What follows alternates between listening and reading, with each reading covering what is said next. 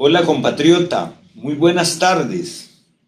He estado muy atareado en mis menesteres tribunalicios, audiencias, juicios, y esta mañana les cuento que participé en un proceso de tránsito en el juzgado de esa materia en el primer circuito judicial de San José. Qué trato, qué eficiencia, qué puntualidad, hasta qué elegancia del funcionario que nos atendió, a mis clientes y al colega y a la contraparte, y a mi otro colega de Yuritec. El trato que recibimos de este funcionario del juzgado de tránsito del primer circuito judicial, su profesionalismo, su seriedad, su amabilidad, renuevan en mí la esperanza de que la justicia costarricense logre salir de este hoyo donde Patricia Solano Castro la tiene y no la deja salir. Muchas gracias a este funcionario que dirigió la fase de conciliación de manera extraordinaria. Leí ayer también una resolución de un fiscal donde de un juez penal donde le pega una regañada a dos fiscales como pocas veces he leído en mi vida. ¡Qué irrespeto la de esos dos fiscales! ¿Qué está pasando en el Ministerio Público? Que el mismo juez les llama al orden y al final dice una frase que me recordó tantas bellas frases de la jurisprudencia de mi país, cuando les dice a dos fiscales que llevan un caso muy importante y este juez sabe leer. Eso me recuerda algo muy lindo de una sentencia de un juez de Heredia de apellido Rosabal, que yo hice un artículo o un trabajo en mi posgrado en el 83, que se refería a un caso de estupro y terminó de manera muy poética y muy folclórica diciendo acerca del imputado al que absolvió de ese delito de estupro. El estupro era tener relaciones sexuales consentidas con una muchacha entre 15 y 18 años. Y entonces dice el juez Rosabal de Heredia, y el imputado con una virilidad tal que se la desearía este juez siquiera para dominguear. En esos años 60, 70 había una justicia alegre, una justicia transparente y no una poderosa comisión de la jurisdicción penal que preside la magistrada Patricia Solano Castro, que hoy fue a una reunión que vamos a referir al final de este video ahí en el Salón de Expresidentes de la Asamblea Legislativa. Quiero señalar que Patricia Solano Castro es la funcionaria más poderosa de nuestro estado. Patricia Solano Castro lo único que no tiene es el poder de alguno de los presidentes de los tres poderes de la República, pero es más poderosa que cualquier magistrado. Yo diría que el mismo magistrado Aguirre, y es más poderosa que el ministro de Seguridad. Vean el control que tiene Patricia Solano Castro. Ella preside la Comisión de la Jurisdicción Penal, que hoy fue en pleno. No sé si llevó al otro magistrado que casi no se ve en esa comisión, que es el presidente de la Sala Cuarta. La magistrada Solano Castro es la que manda en esa comisión, como es la que manda en la Sala Tercera, como es la que manda en la Comisión de Transparencia, a pesar de sus actos poco transparentes. Pero ¿qué controla la poderosa magistrada presidenta de la Comisión de la Jurisdicción Penal? Toda la Administración de Justicia Penal. Por eso a uno ve en casos como uno que yo sufrí de un proceso mío por un delito contra el honor, que misteriosamente cayó en el Tribunal de Apelaciones de Crimen Organizados una querella, y 2 juezas que debieron haberse recusado anularon el fallo contra un periodista que ahora ocupa otro cargo importante en la Universidad de Costa Rica.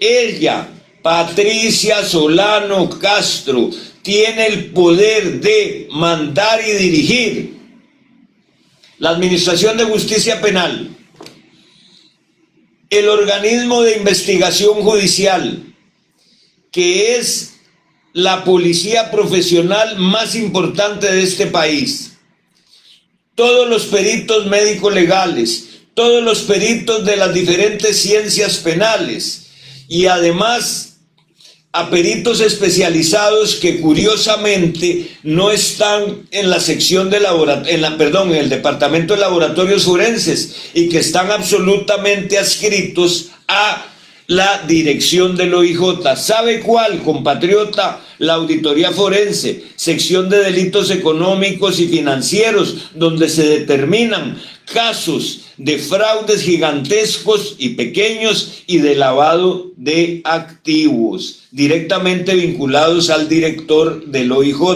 y la sección de cibercrimen directamente vinculado al director del OIJ.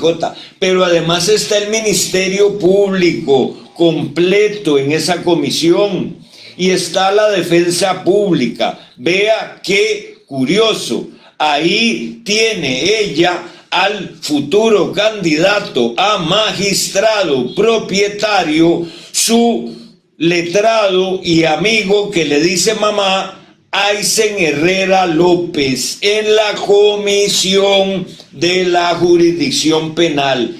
Vean cómo se mueve todo este espectáculo matutino en el salón de expresidentes y jefes de Estado, expresidentes de la República ahí en Cuestemoras. Es ni más ni menos que la antesala para lo que va a suceder después del 14 de marzo, cuando se va el magistrado Jesús Ramírez. Ya sabemos quiénes son los que están corriendo, pero don Aysen Herrera López, magistrado suplente recién electo, se pavonea por los zaguanes tribunalicios diciendo: yo soy el próximo magistrado propietario de la Sala Tercera. También sabemos que don Ronald Salazar, ex magistrado suplente y ex juez superior penal o juez de apelaciones, va a correr por esta magistratura. Vean qué interesante lo que va a suceder, porque en este momento Patricia Solano a veces no puede controlar la Sala Tercera, sí controla a qué magistrado suplente nombra según sea el caso, como en algunos en que este servidor figura, que están condenados a las calendas griegas, y ojalá que no solo sea eso. Bueno, ¿qué pasó hoy en la Asamblea Legislativa? Vean qué interesante. El señor Arias Sánchez, que preside casi como al estilo monárquico esa asamblea, ya va para el 4º año en la presidencia de la asamblea, porque no hay nadie de su partido capaz para ocupar esa silla presidencial del segundo poder de la República. Convoca a los presidentes de los otros 2 poderes, y vean qué cosa tan tierna o tan demagógica. El 11 de febrero del 2025, el señor Arias Sánchez dice que el país afronta retos en materia de seguridad ciudadana, que nos convoca a concertar una agenda nacional de iniciativas de ley para resolver los desafíos que enfrentamos 3 años después. Bueno, 2, porque aquí viene con otro cuento muy simpático.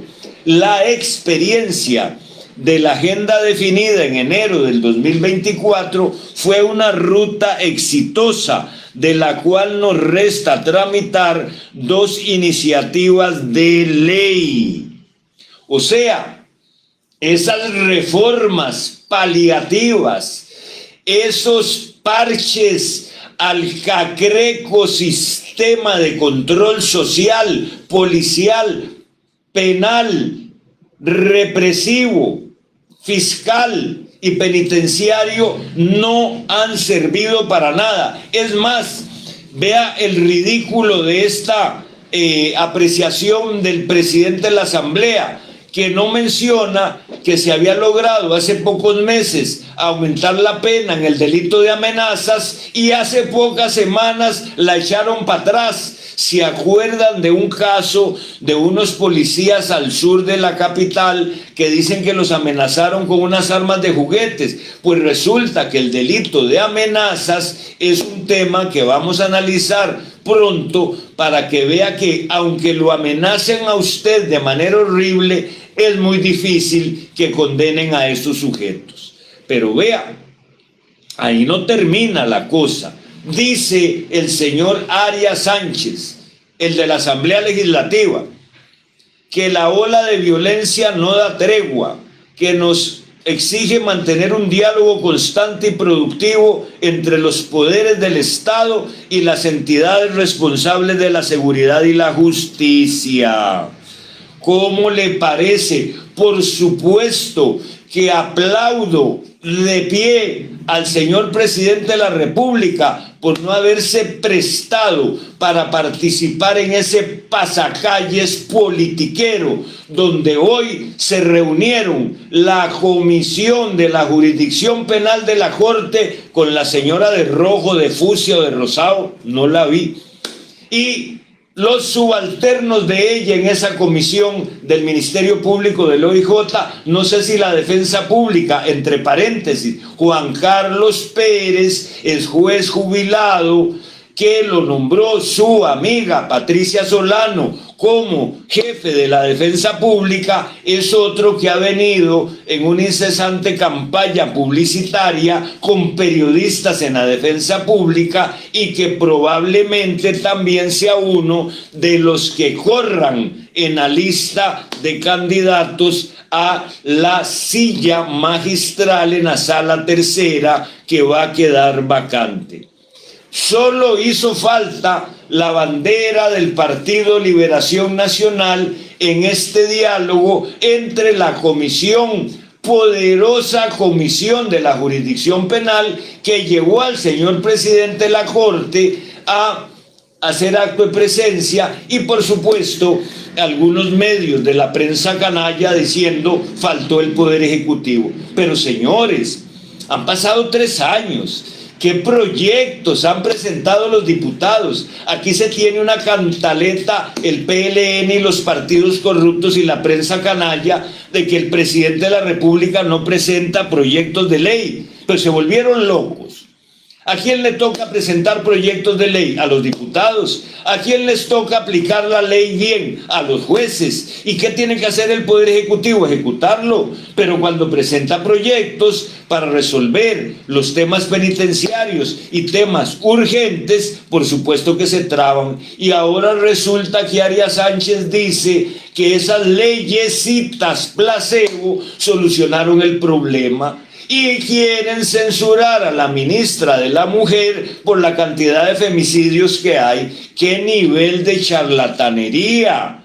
¿Cómo se les ocurre seguir hablando paja? Pregunto al presidente de la Corte y al presidente de la Asamblea Legislativa, ¿cuándo le van a enseñar a la sociedad civil costarricense los datos que esconde la policía judicial y especialmente la comisión de la jurisdicción penal? ¿Cuántos denunciados por delitos de corrupción resultan condenados? El 5% en los últimos 25 años. Y sale el último influencer de la Corte Suprema de Justicia diciendo que es imposible condenar al 100% de los imputados. Charlatán.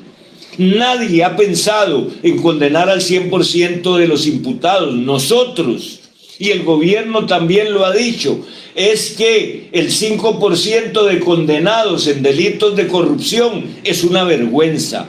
El 18% de condenados en delitos sexuales es una vergüenza. El 2% de condenados en robos y estafas es una vergüenza.